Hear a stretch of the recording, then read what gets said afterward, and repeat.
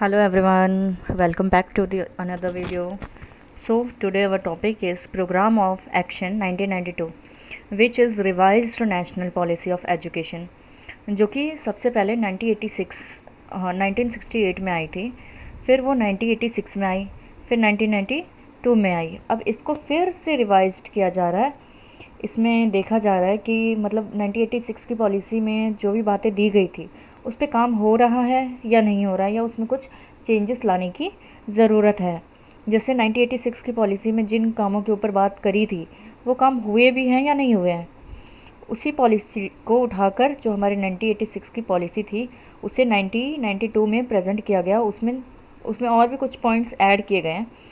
हम ये भी कह सकते हैं कि 1992 की जो पॉलिसी है, मतलब 1986 की जो पॉलिसी थी वही है 1992 में। मतलब 1992 की पॉलिसी में 60 to 70% जो है वो 1986 की ही पॉलिसी है।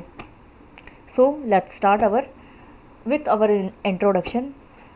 प्रोग्राम ऑफ एक्शन कब का है? ये 1992 का है। सो अब first point is programme of action 1992 was chalked out for evaluation and reformation of policy 1986। यानी कि प्रोग्राम ऑफ एक्शन 1992 की जो पॉलिसी है उसको प्रस्तुत किया गया इवोल्यूशन और रिफॉर्मेशन करने के लिए। किसका? 1986 की पॉलिसी का। It was evaluated by two committees, Ramamurthy committee 1919 and Janardan committee 1992। यानी कि अब क्वेश्चन ये उठता है कि किसने किया उस टाइम पे, मतलब इसका स्टार्टअप किया किसने? दो कमेटी चल रही थी। पहली कमेटी कौन सी थी? रामामूर्ति कमेटी, और दूसरी कमेटी कौन सी थी? जनार्दन कमेटी। फिर यही दोनों कमेटी ने मिल के क्या किया? इवोल्यूशन किया। किसका? नेशनल पॉलिसी ऑफ एजुकेशन 1992 का। उसके बाद हमारा थर्ड पॉइंट है, as a result of recommendation of these two committee, slight modification were made. Nevertheless, the thrust of 1986 and POA 1992 policy remain the same। यानी कि जो भी इन्होंने सुझाव दिए उसका रिजल्ट में कुछ चेंजेस किए गए, जिसके बारे में हम आगे डिस्कस करेंगे। फिर भी मेन पॉइंट्स है कि 1986 और 1992 की जो पॉलिसी है वो सेम ही रही।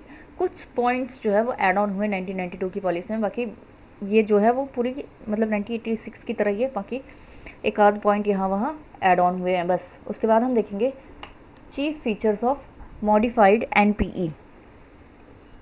तो इसमें पहला पॉइंट हमारा एजुकेशन फॉर इक्वलिटी।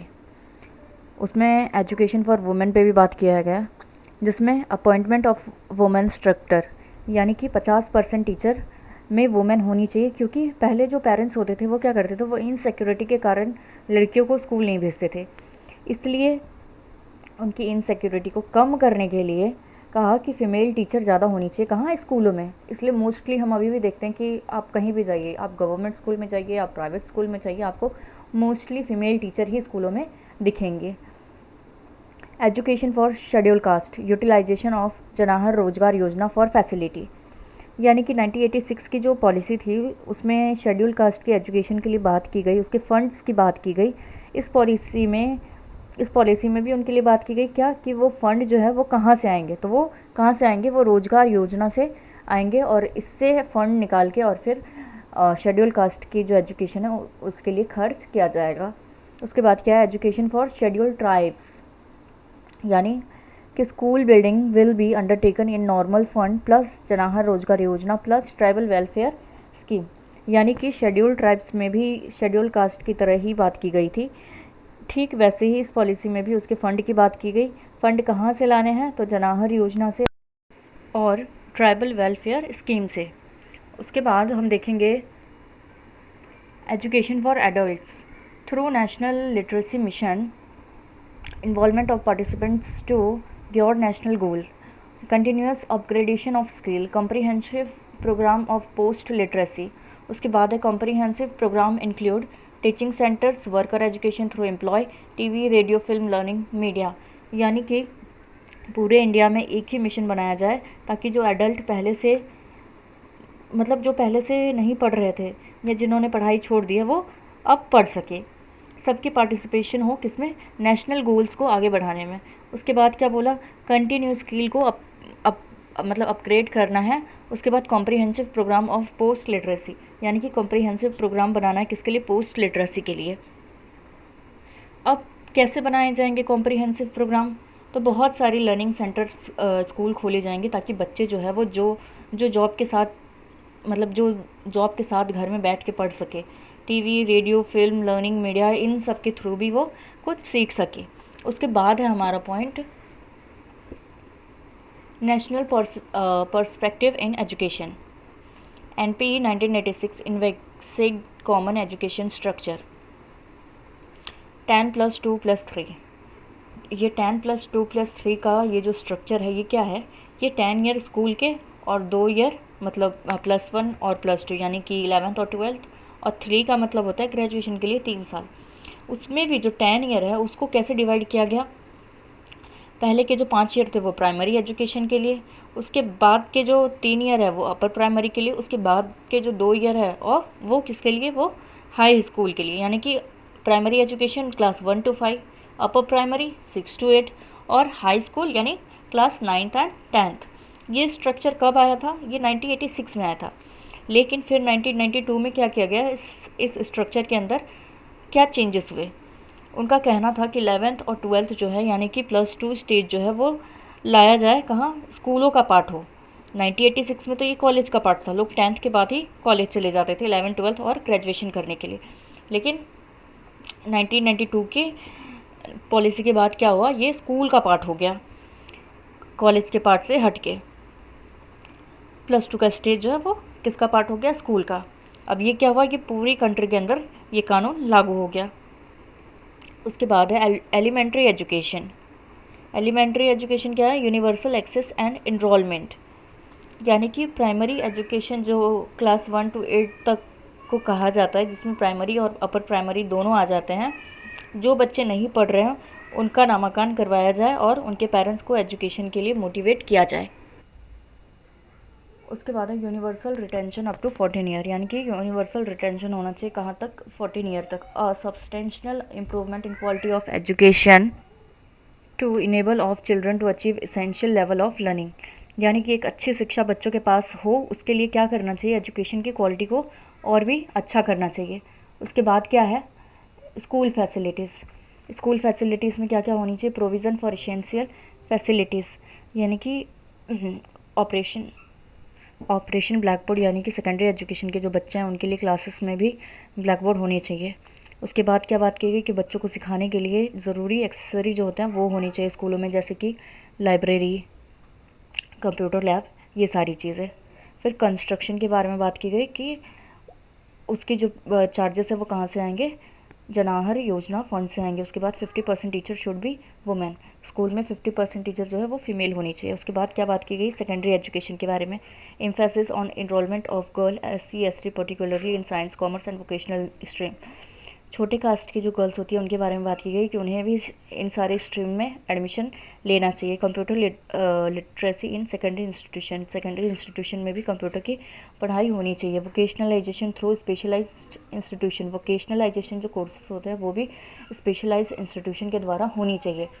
उसके बाद है higher education, inter disciplinary research will be encourage. जैसे मोस्टली सब्जेक्ट के बारे में हायर एजुकेशन यानी PhD वगैरह, तो मोस्टली साइंस वगैरह के बारे में उसमें रिसर्च होना चाहिए। Study and research in Sanskrit and other classical language के बारे में भी रिसर्च होना चाहिए। फिर है हमारा open university and distance education, support to establish more open school and university. क्या करना चाहिए? सपोर्ट करना चाहिए ओपन स्कूल और यूनिवर्सिटीज़ खोलने के लिए, ताकि जो बच्चे जॉब कर रहे हैं या जो बच्चे रेगुलर स्कूल कॉलेजेस नहीं कर सकते हैं उनके लिए ओपन स्कूल और ओपन यूनिवर्सिटीज़ खोलनी चाहिए। उसके बाद क्या? नॉन फॉर्मल एजुकेशन, यानी कि इन 1986 for school drop out working children from habitation with out school. 1986 में बात की गई कि जिन बच्चों की पढ़ाई छूट गई है या जो वर्किंग चिल्ड्रन हैं उनके लिए भी स्टडी करने का स्कोप होना चाहिए। इन्हीं पॉइंट्स को ध्यान में रखते हुए 1992 में बात की गई थी इसको और बेटर कैसे बनाएंगे। उसके बाद हमारा अगला पॉइंट है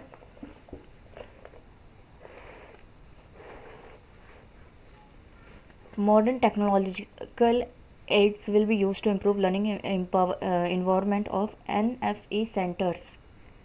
यानी कि मॉडर्न टेक्नोलॉजी एड्स होनी चाहिए, जैसे फॉर्मल स्कूलों में होती है वैसे ही सेम नॉन फॉर्मल स्कूल में भी होनी चाहिए। Quality of NFE should comparable to formal education, यानी कि कंपेरेबल एजुकेशन होना चाहिए।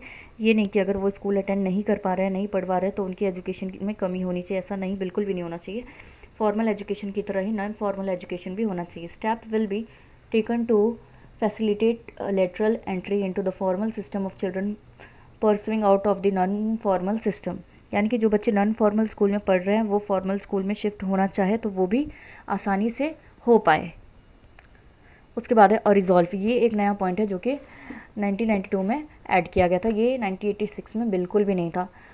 Highest priority to solving problem of children dropping out school, यानी कि टीचर की हाईएस्ट प्रायोरिटी क्या होनी चाहिए, बच्चों की प्रॉब्लम को सॉल्व करना, उनके पेरेंट्स से डिस्कस करना ताकि वो ड्रॉपिंग रेट्स जो है वो कम हो सके। उसके बाद fully coordinated with network of non formal education, यानी कि जो बच्चे नॉन फॉर्मल एजुकेशन ले रहे हैं उनके साथ फुली कोऑर्डिनेट करना है। उसके बाद है free and compulsory education up to 15 year of age before we enter 21st century, यानी कि पहले तो घर बहुत अच्छा था, तो सरकार का कहना था कि इस 21st सेंचुरी से पहले पहले ये काम हो जाना चाहिए। उसके बाद है reorienting the national curriculum for school education, उसमें पहला पॉइंट क्या है, पॉपुलेशन एजुकेशन, यानी कि population reduction, family planning and parenthood, यानी कि स्कूल एजुकेशन का जो सारी करिकुलम है उसमें क्या क्या चेंजेस होनी चाहिए। तो बच्चों को पॉपुलेशन एजुकेशन देना चाहिए कि फैमिली प्लानिंग के बारे में बताना चाहिए, पॉपुलेशन रिडक्शन कैसे होगा वो बताना चाहिए। उसके बाद mathematic education, child should be visualised mathematic as a vehicles of train, उसको बच्चों को मैथमेटिक्स कैसे देखना चाहिए, व्हीकल्स ऑफ ट्रेन की तरह देखना चाहिए। उसके बाद क्या है, sport and physical education, sports related study encouragement, स्कूलों में स्पोर्ट्स रिलेटेड स्टडी भी करवानी चाहिए जिससे बच्चे इंकरेज हो सके उसके प्रति भी। उसके बाद है yoga, introduce yoga in all school teacher training courses, yoga भी सारे स्कूलों में इंट्रोड्यूस होना चाहिए, उसके लिए टीचर को ट्रेनिंग कोर्सेज भी करवानी चाहिए। उसके बाद क्या है, resources and review, investment on education uniformly exceed 6% of the national income, ये भी बात किया गया कि हमारे देश की जो इनकम, हमारे इंडिया की जो इनकम होगी उसका 6% जो है वो किस में इन्वेस्ट होगा, एजुकेशन में, जो भी हम टैक्स वगैरह भरते हैं। उस find more funds for programme के लिए बहुत सारे फंड्स को फाइंड करना चाहिए और इस पर इन्वेस्ट करना चाहिए। Requirement will be completed time to time by monitoring and review, और जो भी प्रोग्राम या जो भी चीज़ें बनाई गई है, जो भी रूल्स और रेगुलेशन बनाए गए हैं एजुकेशन के लिए, उस पर टाइम टू टाइम रिव्यू होना चाहिए, मॉनिटरिंग होनी चाहिए कि इस चीज़ों पे काम हो रहा है या नहीं हो रहा है। उसके बाद है vocationalisation, it is propose that vocational courses cover 10% of higher education by 1995, सरकार का कहना था कि जो भी वोकेशनल कोर्सेज है वो 10% तक हायर एजुकेशन में कवर हो जानी चाहिए, कब तक, 1995 तक, और 25% तक कवर हो जाना चाहिए कब तक, 2000 आते आते कवर हो जाना चाहिए। Efforts will be made to provide generic vocational courses which can cut across several occupational field and which are not occupation specific। Vocationalisation courses ऐसे कोर्सेज होते हैं जो कि, अब कुछ बच्चे ऐसे होते हैं जो नहीं अफोर्ड्स कर पाते हैं हायर एजुकेशन, यानी कि इंजीनियरिंग, मेडिकल, ये सब नहीं, तो उनके लिए भी कुछ ऐसे कोर्सेज बनाए गए जिससे वो अपना फ्यूचर ब्राइट कर सके। उसके बाद है delinking degree from jobs, यानी कि revised NPE 1992 in envisages to conduct of common entrance examination India basis for admission to professional technical programme in the country, ये चीज़ 1992 में आई थी।